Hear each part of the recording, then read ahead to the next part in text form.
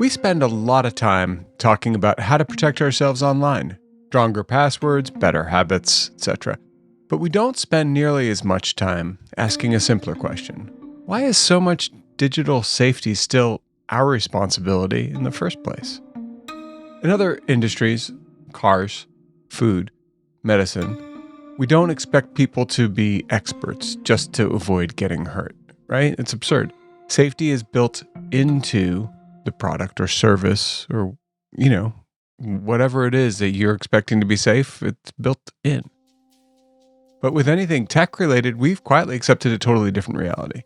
Recently, we did an episode with Bob Lord about something he calls hack lore, fear-based cybersecurity advice that gets repeated so often, it starts to feel like a fact. Warnings that sound urgent and dramatic, but often don't reflect how real attacks actually work. The story is that I have some friends who are CISOs and people in the security community, and they know that this is a huge pet peeve of mine. And so they like to tease me by sending me these articles in the news that say, don't use the public Wi-Fi because you're going to lose control of all your accounts and all of your banking information. And the bad guys are going to wire all your money to overseas locations. And they know that this triggers me. And so they just keep sending them to me. So you kept hearing about these quote unquote threats that were more hypothetical than real. Worst case scenarios presented as inevitable. I don't know if I snapped, but I just said I have to turn my eye rolling and my frustrations into something that was productive. And so you published an open letter called Stop Hack Lore.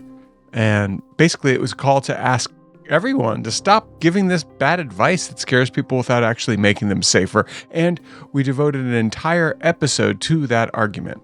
Yeah. So, I just saw so much cybersecurity advice that was aimed at everyday people that was just wrong and needed to get retired. And so when we take a look at things like some of the hack lore guidance, the things that we think are the foundation of staying secure, we should be constantly asking ourselves, how can we move the burden of doing these things to the provider, because then they can do that correctly and they can do that at scale. But underneath all that frustration was a bigger question, one that goes beyond bad advice. If individuals and small organizations can't realistically carry the full burden of staying secure, why are we still pretending they should? That question led Bob somewhere unexpected. Not deeper into cybersecurity culture, but into history, specifically to a book about cars.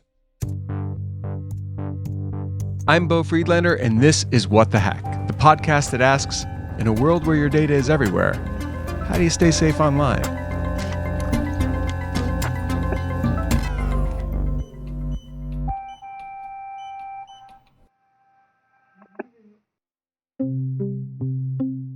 Hey, do you have a copy of Ralph Nader's Unsafe at Any Speed there? I bet you do. You seem like you like him. I do. So I have multiple copies of Unsafe at Any Speed, The Designed-In Dangers of the American Automobile. And that was about the Corvair. That was about this wobbly... So that's the one I had. This is the red one that if you go on eBay, you can find a copy. Unfortunately, they'll charge you $80 to $100 for it, and it will look like it was sitting in somebody's submerged basement for a decade. So unfortunately, that's how it's going to go. My book Unsafe at Any Speed, which is this is the original. Okay, originally it was $5.95. How quaint! And then this was the '72 update, which dealt with the progress under the law, and then this is the one that just came out. In the 25th anniversary. I, in reading this, found a lot of similarities to the ways in which the automotive industry acted back in the 60s and the kinds of things that we see with software. Now, a lot of times this book is described as a book that exposed the Corvair, as if the entire book was on the Corvair. The entire book was not on the Corvair, as many of you know. It was just on the first chapter. And so I put a little sticky next to every reference that I thought could possibly pertain to the software industry. So it's just chock full of stickies that are just similarities. And it really shouldn't, I guess, be a surprise to me, because whenever you see a new market growing, The vendors have to compete based on a variety of things, and safety wasn't a consideration. And so we see very similar processes and work here where customers may not even know that the safety of your car is determined by things in the design itself. And back then, they didn't even understand that the likelihood that you were going to get into an accident was in part driven by the design and implementation of the car, and the amount of damage to your body that would happen was also a function of the design of the car. And software is the same thing. So software can be made far more safe than it generally is across the board. I'm making a broad sweeping generalization, so this is not true of every company, but we do know how to make certain kinds of software far safer than they are today. We need the customers to start to actually ask for software that's going to be implicated in fewer intrusions, that's going to be harder for bad guys to break into. This is something that we've done in the past, and I think it's something that we can do with software. Yeah, but and that's a big difference. Is I've heard privacy by design, I've heard security by design, secure by design. Secure by demand is a different beast. Back in 1962, if you had a beautiful new Corvair car that you had just purchased, and if you knew what you were doing, you would also know that the Corvair had some interesting performance characteristics, such that in gusty winds or in tight turns, you might actually flip the car over and cause lots of damage to your body. The swing axle Corvair was put into production despite the strongest, most vocal pleading against it by the engineering staff experts on vehicle handling and suspension. And so good news is you could go into a store, buy a magazine, and in the back of the magazine, you could look at an ad, and the ad would be for a thing called a camber compensator. And this was a device that you could order. They would send it to you, and then you'd bolt it onto the bottom after you had received it, if you knew how to do such a thing. Mr. Knudsen told me that as Chevrolet general manager, he had to threaten to quit before the corporation would approve replacing the dangerous swing axle with a slightly more expensive, safer design in 1965. That is not how we expect cars to work today. We expect that the cars to have built-in safety mechanisms. When there is a car crash, we expect that the car will do its darndest to absorb the energy of that collision and keep the passengers safe. This is a transformation that we need to make in the world of software. We need to make sure that the burden of staying cyber safe is shouldered by those most capable of ensuring that, which is not the individual, is not you, it is not me, it is not the small businesses who may not even have an IT person. It is the manufacturers who understand how the attacks and the problems and the failure modes work at scale and in great detail, and those who can build it into the system so that there are fewer bits of hack lore floating around. You see how these things are connected? So if Ralph Nader were coming up today, if he had been born, I don't know, in the 60s, and not in the, whenever he was born, 40s, probably, he'd be working at CISA. He'd be working at a think tank. Because it is a different world, but you're doing the kind of thing right now with secure by design and demand that was happening with the Corvair back then. Yeah, I think that there is reason to believe that if he were in this space today, that he would be leading a secure by design initiative somewhere, wherever that is. I don't know, but I think we can all look to history to try to figure out how to get better at these things. So, as someone said in Car and Driver, the Corvair presents a real challenge to driving expertise, and so I am convinced, just from that deduction, that in this room are some of the best drivers in America. We need to look outside the world of software in order to figure out how to improve software. So we have norms and habits and we have these general improvements in all sorts of other sectors where we have improved safety for customers as well as the general public. So planes, trains, and automobiles, and medical safety and food safety. There's lots of different things that exist in our world where we've made huge improvements. So I'm confident we can do the same thing with security, but we need to make sure that we are really focused on it.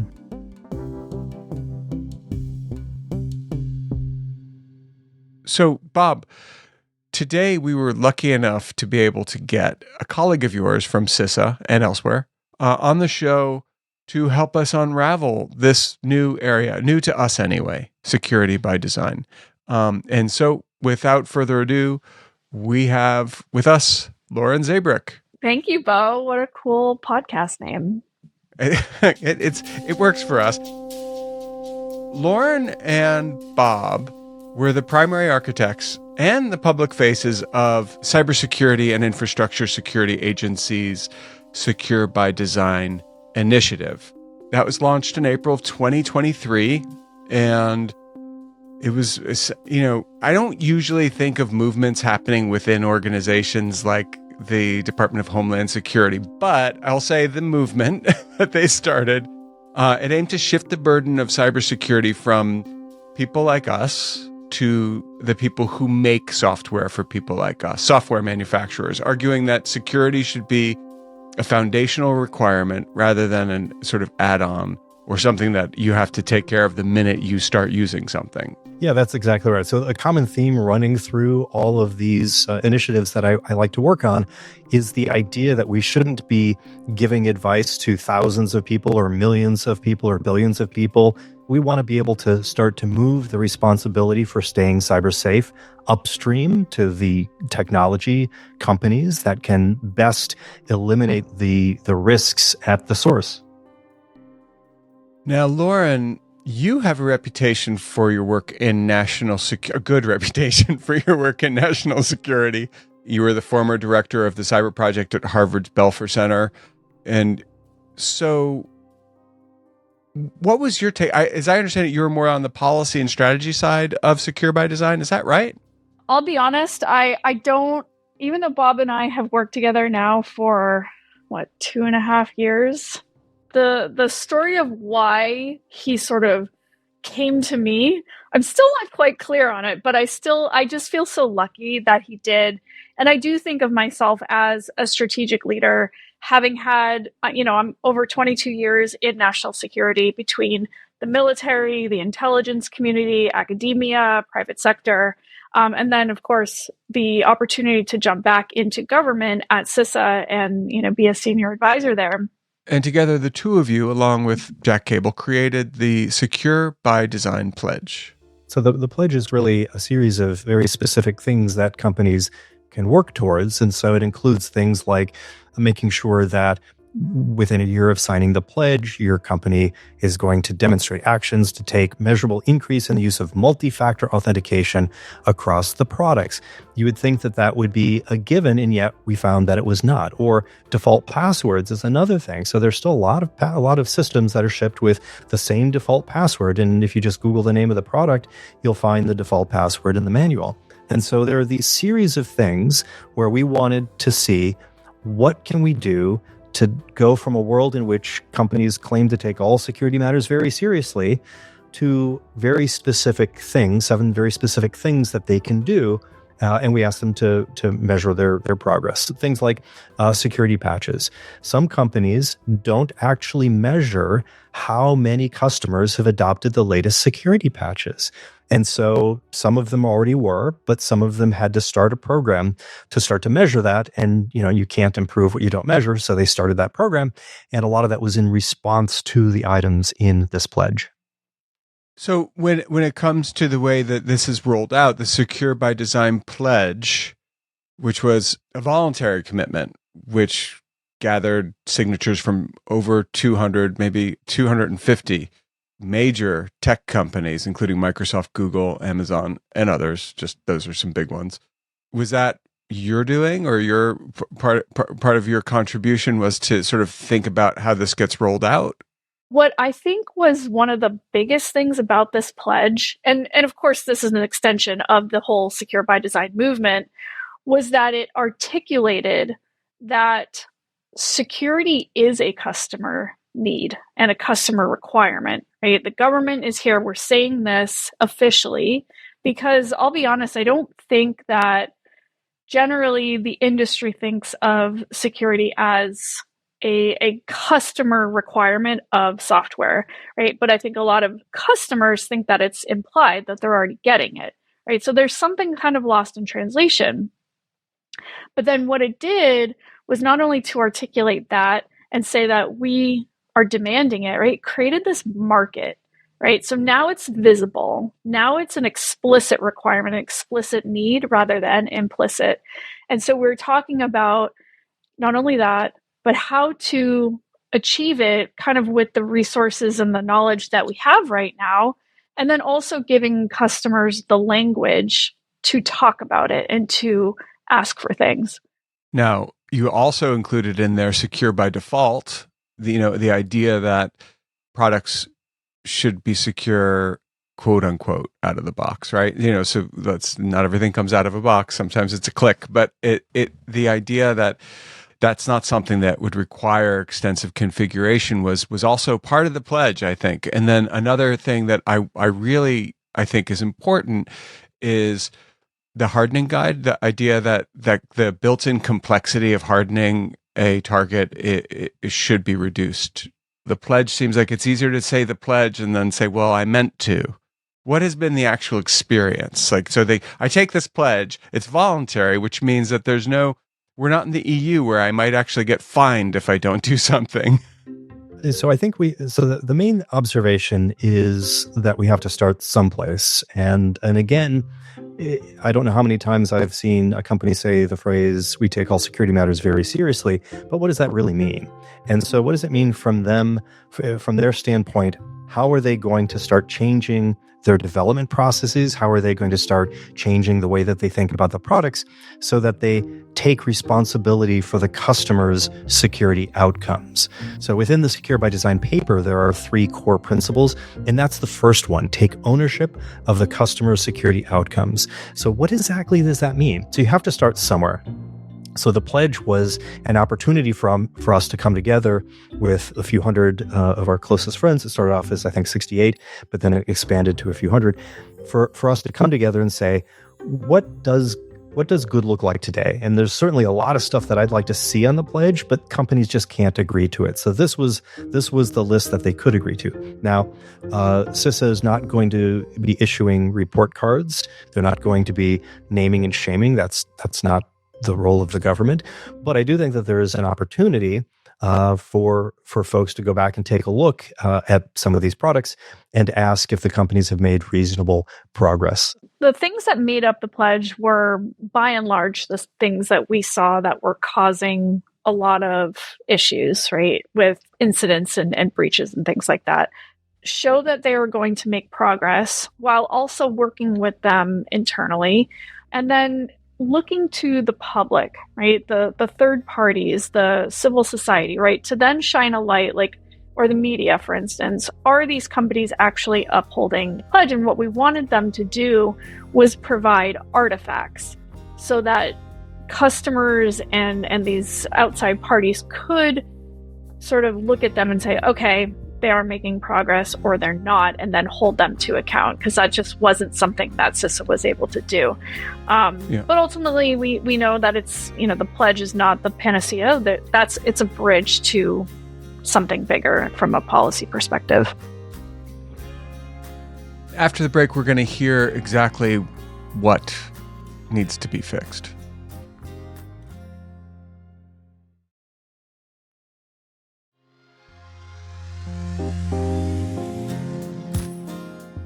Okay, so we're about to talk about something super, super duper complicated to you who are waiting for a crime. Well, this is how the crimes are committed.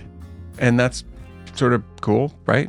Interesting anyway. 70% of all serious software vulnerabilities stem from something called a memory safety weakness. Now, okay, what's that? That's what most of those security patches are about. And the reason they matter is because hackers can use them to get into a system. Now, why do they exist? Because languages like C and C++, which you're going to hear us talking about, trigger alert, C and C++, require manual memory management, which means even the best engineers in the entire universe are going to screw up. And when they do, there's going to be openings for hackers to get through. And so, yeah, it doesn't exist in other languages like Rust and Go. Anyway, that's the territory we're talking about. We're talking about memory and how hackers exploit it. Definitely not Proustian. more on the tech side of things. And so looking at the different attacks and incidents that have happened because of that very prevalent class of weakness, and then, trying to explain how this is actually preventable, right? It's well known, it's preventable, and yet look at how responsible it is for all of these things that have happened.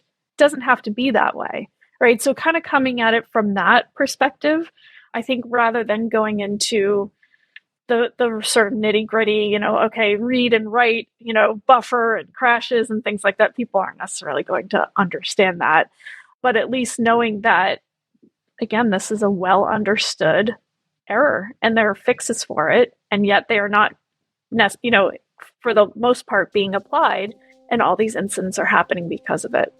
The way that I think about this is, imagine that you have a shopping list and you have 10 slots for items to go shopping. What happens when you add an 11th? Does the code know what to do because you only have 10 slots for it? Or how about if you ask for slot 73, but you only have 10 slots allocated? Or how about if you ask for slot -5 million? What happens? And is the software going to be able to figure out that those are nonsensical in a world where I have 10 items on my shopping list? And so some languages already have built-in capabilities to prevent bad things from happening. And so they have to rely on the software developer to make sure that those problems don't happen. When multiple big companies do long-term analysis of the code, and the code is the choice of programming languages is actually an ingredient in the product. It is the manufacturing process that they used. And when they take a look at the code bases that were the portion of the code bases that were in C and C++, 70% of the vulnerabilities were tied to memory unsafe code. And we're talking about super smart people with very good tooling. And so if you say, if the best and the brightest with the budgets to have all the right tools and the right training, if they're still unable to really move the needle on that particular number, maybe it's not the software developer. Maybe you don't need to go back and yell at the developers to think more deeply. Maybe it's a tooling problem. Don't blame them. Look at the tools. Yeah, and then I was just going to say, we know that humans, right, we make mistakes. And so as we look to this issue and, we've looked at other industries, well, how have other industries made things safer over time? Part of that is knowing that it's the design of the thing, right, to then reduce the impact of human error because we know it's going to happen, right? That makes things safer over time, whether it's sort of an internal thing, right? So like a developer ecosystem, or the actual product itself. And that goes to the heart of Secure by Design. Well, yeah. But also the thing that just hopped out at me when you said, look at the tooling, Bob, and Lauren, your response also just pushed me in this direction more, is we're talking about the way things are built. We're talking about basically manufacturing. Like if we were to look in old terms, like I would prefer to have a car that had a steel frame rather than a copper one. I don't want a copper frame chassis because I feel like it won't perform as well if I get in an accident. The parallels between the cybersecurity and the software development industry and the automobile industry back in the 60s is stunning. And I'm so glad that you brought up Ralph Nader and this work, because he goes into detail about how the very specific designs of the car itself is what led to these really horrific ways that people could get maimed and killed. And then without those things, right, if we can secure those things, if we can make those things demonstrably safer, then people are safer. And that's what we're trying to do here. And then, of course, he goes on to kind of talk about how, the company's like, it's going to cost too much. And, we're trying this. And, it was like the testing and the data collection. And it was all very siloed the way it is today. Again, people are talking about costs and, but to Bob's point earlier, we're not really recording those costs. We don't understand what those costs are compared to the economic costs, right? For all of us that we're all paying as a result of this. So, and then to your point about why, when we talk about costs and is this part of that issue? Ultimately, it's a business decision, and that's why it has to go to the leaders, right? All of these decisions on quality have to be made at the top. So when we talk about costs, we should ask costs to whom? Cost to whom and under what circumstances is something we need to keep asking. And, just to go back, we've been touching on one topic, but we haven't actually really teased it out. There's this concept that a lot of people are not familiar with, which is the idea of classes of vulnerability. So when we think about a software vulnerability that can cause some harm, they are not unique snowflakes.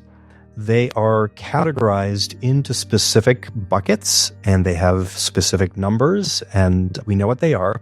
You mentioned memory safety.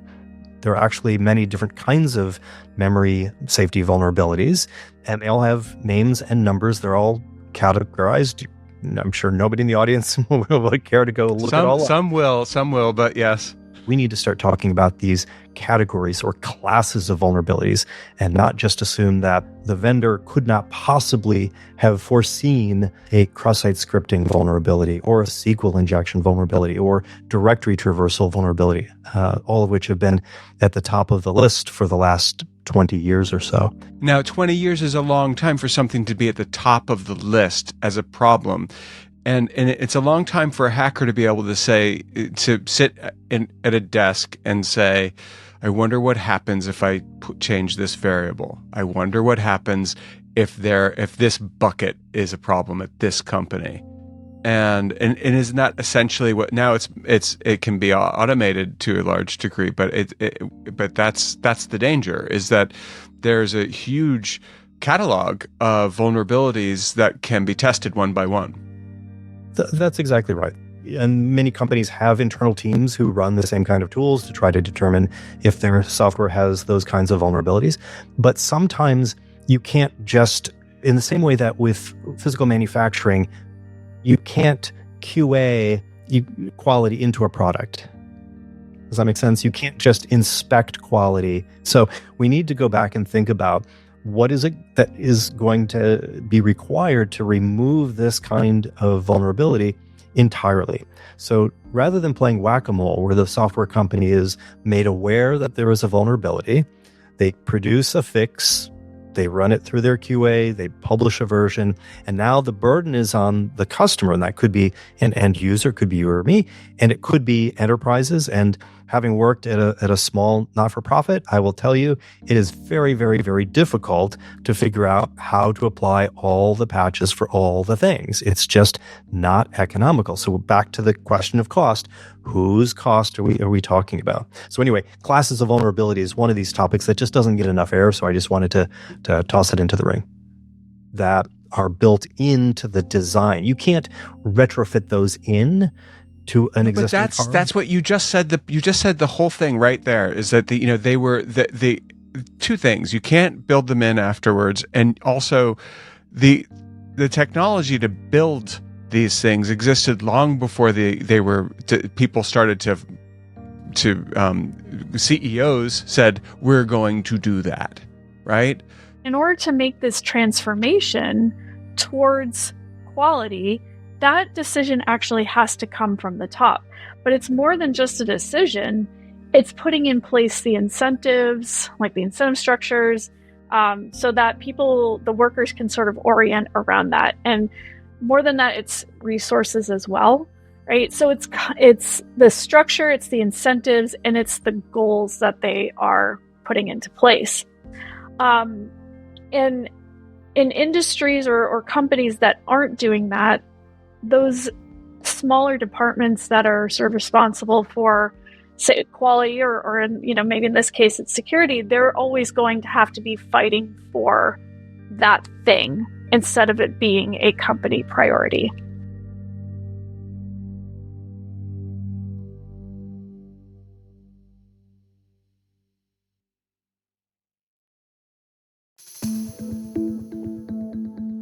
I think it's time we talk about incentives because we've been kind of dancing around it. So the CFPB was the answer to, what do you do about a problem like bad products in the finance world? So when are we going to get a CFPB? Is it CISA? I mean, when are we going to get a CFPB that has teeth, that has the ability to fine, that has the ability to say, you lose and you owe us $10 million. There's a whole bunch in there. So a few things. Yeah. One is, again, looking outside the world of software. If a company is aware that they have a product defect that might be a safety defect, they're obliged, generally speaking, to report that. And that is not the truth. That's not how software works. And so there's a voluntary program that I spend a lot of time every week thinking about and working with other people on. It's called the CVE program. And it's fantastic, but it is a voluntary it's a voluntary program. And a lot of companies do a very good job of reporting their vulnerabilities and some not so much. And so that is one of the issues. Another issue is that there are liability protections that software companies enjoy. And so in most other sectors, if you have a product, you buy that product, and because of a manufacturing or design defect, you were injured by that, you can sue them. And that is not true in the world of software. It comes as a great shock to people, even people who've been in the software industry for many years. They simply are unaware that is the case. And so things like the end user license agreements say things like, this product is licensed, it is not sold, it is not fit for any purpose, there's no warranty express or implied, they're all a little bit different, but those are some of the common themes that you'll see in them. And so what ends up happening is, and there are other incentives we could talk about as well, but what ends up happening is we've come used to the idea that the burden is on us as both end consumers as well as people who maintain networks and enterprises. The burden is on us to stay cyber safe. And what we're trying to do is really just introduce these concepts. The exact changes that need to get made, I don't know. I have some ideas, but the main point is we're not having the conversation.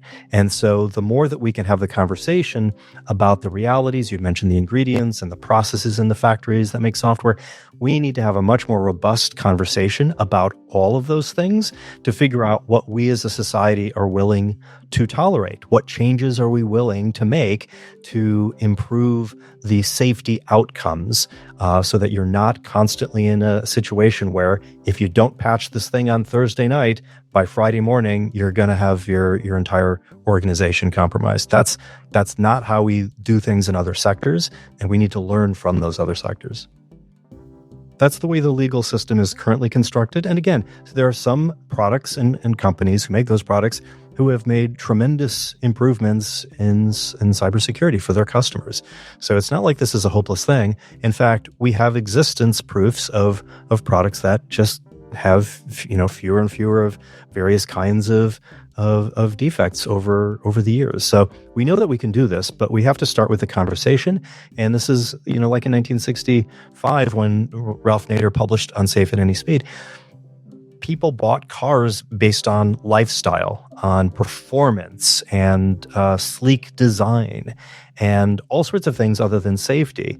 And so safety wasn't a part of the conversation. And so the customer didn't have the opportunity to say, I'd like a safer car, because they were all built to serve a certain audience, and safety wasn't part of that. And so that changed, and it changed in a bunch of different ways, including regulation, legislation, all sorts of things like that. But public awareness was a major component as well. Now, we don't have an education system that starts children at the age of 10 to 13 along the path of understanding basic cybersecurity and cyber hygiene. We don't have, along with like learning how to boil an egg. We don't have, that should be part of home ec. How do you balance a checkbook? How do you keep yourself cyber safe? What is privacy? How do you make sure that you have privacy if you want it? And here's why you want it. There's all of that should be taught, and it's not. There should be a law, as people like to say. Let's talk about not talking about these things. let's talk about what needs to happen. The software industry does not have to, if you're a software manufacturer, if you take money for your product, you do not have to declare vulnerabilities in your product. That seems out of step with common sense, and it's out of step with other norms in literally every other sector. And so I would say that would be a really good thing. And then that would give us data. So one of the things that we don't have in a voluntary program is data that is true, that gives us insights over time and across the industry. So we want to separate the kinds of classes of coding error that some companies just seem to make all the time, but the rest of the industry does not. We want to separate those from some of the harder memory safety problems, which it turns out nobody is able to figure that out. And so that's a tooling problem, and there's an opportunity for a different kind of remediation or a different kind of plan to deal with those kinds. But some companies just seem to have directory traversal problems all the time. They have command injection problems all the time. They don't properly determine if the person who is asking for advanced privileges in this particular product, that they actually should get those. They have those all the time. And so having a lot of data would give us the ability to be much more strategic in how we think about regulation, legislation, things like that. One other thing I'll mention is most of these end user license agreements for these enterprise software and probably consumer, they say things like, you cannot reverse engineer this product in order to determine its performance characteristics or its security posture. And that doesn't seem right either, because if I buy any other product, I can take it apart and see what's going on in there. And if it had some sort of systemic problem, I could go write a blog or go to some legislator, whatever. I have options. But that's not true for many software products. So there are some of these things that are just built into the system that most people don't understand is just fundamentally different from other sectors. And we could start to nudge the world of software closer to those other sectors. So something I'm thinking a lot about is, as we're looking at our geopolitical sort of situation, right? We're constantly trying to build our innovative capacities and capabilities, and that's great. And I think that's especially true in the technology sector. And I just mentioned a few minutes ago, innovation at what cost and things like that. Part of that is this idea that we can have this really interesting, cool technology that does interesting things, right? But if it's all sort of built on insecure foundations, then it's not really going to serve us in the long term.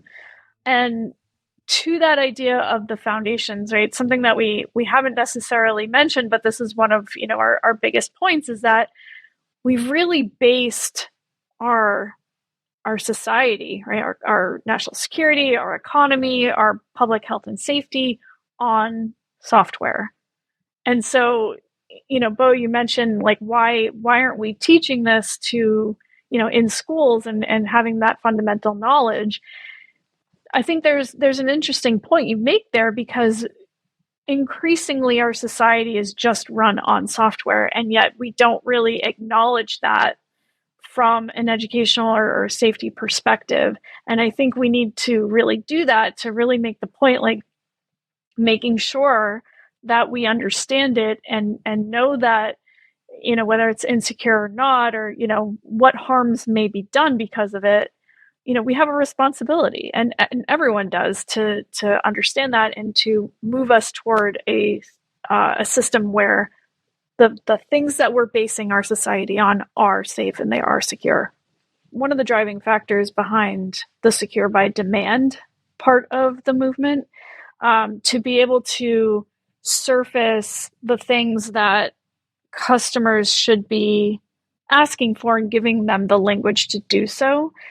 Because again, we would hear from the companies, well, our customers aren't demanding it.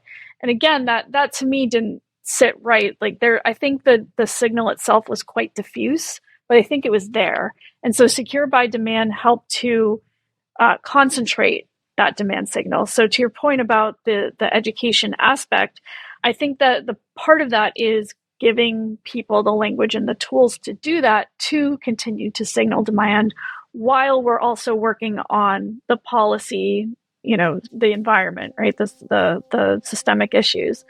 So part of what we have to do is take a look at what we call the 4 V's, words that start with the letter V.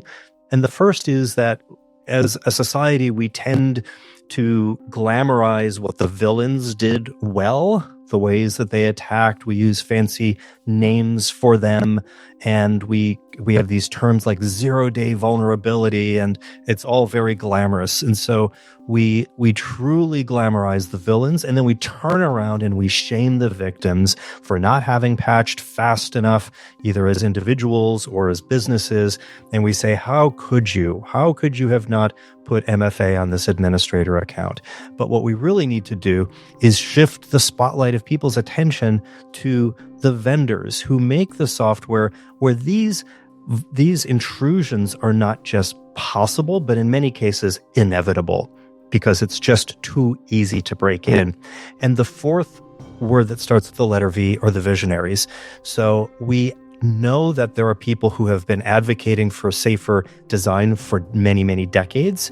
We need to put the spotlight on them. We need to start listening to what they've been trying to tell us, literally for decades, and turn that knowledge into the processes by which software gets made. So I'm very hopeful. I'm ultimately very optimistic that we can do this, but it is a mindset change more than anything else. I think we would be remiss. We've talked a lot about these ideas and the things that, we're trying to make happen, but I also want to recognize the people who are largely still at CISA, who are continuing the work as best they can right now. And of course, this team that we worked with while we were there to get some really incredible things done. And I just want to make sure that we are recognizing them, because were it not for them, right, I don't think we would have had, I think, the impact and the reach that we did. So obviously we're kind of the faces of the movement. There's a whole team behind there, and many of them are still at CISA.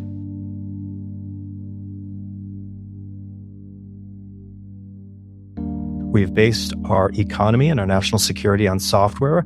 That software is often riddled with defects that are well understood, and we know that those are driven by economic incentives.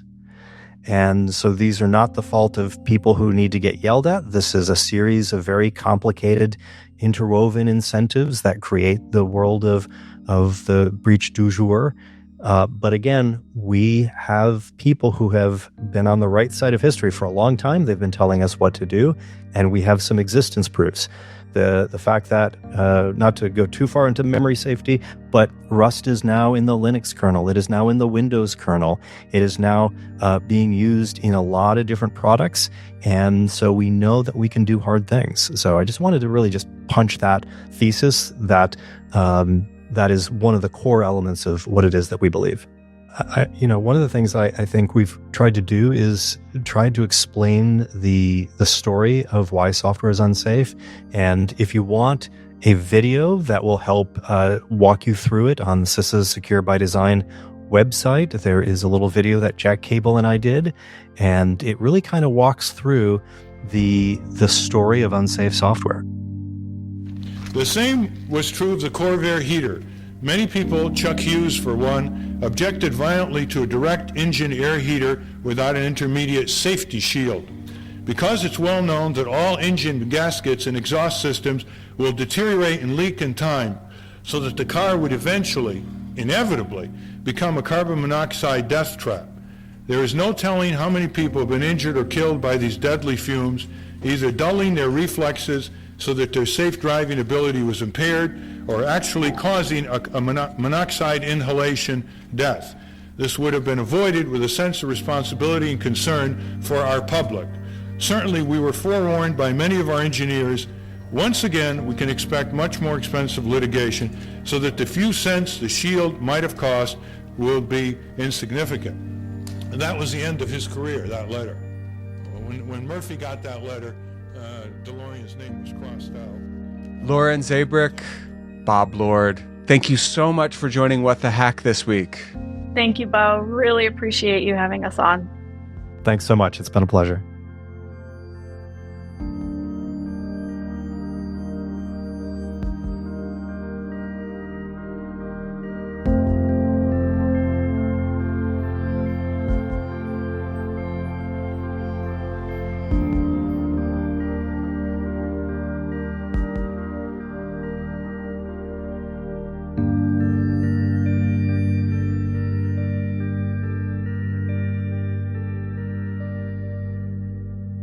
And now it's time for the tinfoil swan, our paranoid takeaway to keep you safe on and offline. This week's conversation about secure by design hits on a fundamental flaw in our digital lives. For too long, safety has been an aftermarket problem. Just like the 1960s car culture, where you had to bolt on safety parts yourself or remove things that were going to kill you in a crash, we've been forced to improvise our own privacy. But we're finally seeing a shift from the hack lore of individual responsibility to the reality of tooling. When it comes to personal information removal, the tools you choose matter. This is the one field where competitors actually cheer each other on. Why? Because we care about privacy first. That said, not all services are built alike. After 15 years on the front lines of online privacy protection, hopefully you'll understand why we welcome the first large-scale attempt to build a mandatory digital privacy seatbelt, and of course, California. Now, about us, right? DeleteMe covers more than 750 brokers globally, and has learned the ins and outs of handling the stickiest data with people who you can actually talk to, and customer removals that work, that stick, actually. So DeleteMe's reporting is like a monthly checkup. You get the evidence and the recurring manual verification that your data is actually gone, and security, one and done, doesn't exist, right? It just doesn't. Whack-a-mole is the rule. The emerging public tools out there are awesome, and you should totally use them. They're free and represent progress. But sticky data needs ongoing monitoring, special tools. Verification requires reporting. It's a different game. Because you're not just a consumer. You're a secure by design advocate, believer, true believer. And that means choosing the right tool when best in class matters. However you do it. And you can actually do it yourself. There's do-it-yourself information on the DeleteMe website. Here's the deal. Stop letting opportunists make bank on your personal information. It's not cool. It's not cool, and it's not safe either. So get to it. It's early January, still time to make this a thing you got done in 2026. Stay safe out there. Talk to you next week. What the Hack is produced by Beau Friedlander, that's me, and Andrew Steven, who also edits the show. What the Hack is brought to you by DeleteMe. DeleteMe makes it quick and easy and safe to remove your personal data online, and was recently named the #1 pick by New York Times Wirecutter for personal information removal. You can learn more about DeleteMe if you go to joindeleteme.com/WTH. That's joindeleteme.com/WTH. And if you sign up there on that landing page, you will get a 20% discount. I kid you not, a 20% discount. So yes, color me phishing, but it's worth it. Hello, this is Jack Wilson, the host of the History of Literature podcast. For the past 10 years, I've been talking to novelists, biographers, and scholars about the greatest books in the history of the world and the men and women who wrote them. Like our recent episodes on Dante in Love, a starter pack of 10 Indian classics, the pop culture that influenced Sylvia Plath, and a talk with scientist and novelist Alan Lightman about the wonders of nature. Join us at the History of Literature podcast, wherever you get your podcasts.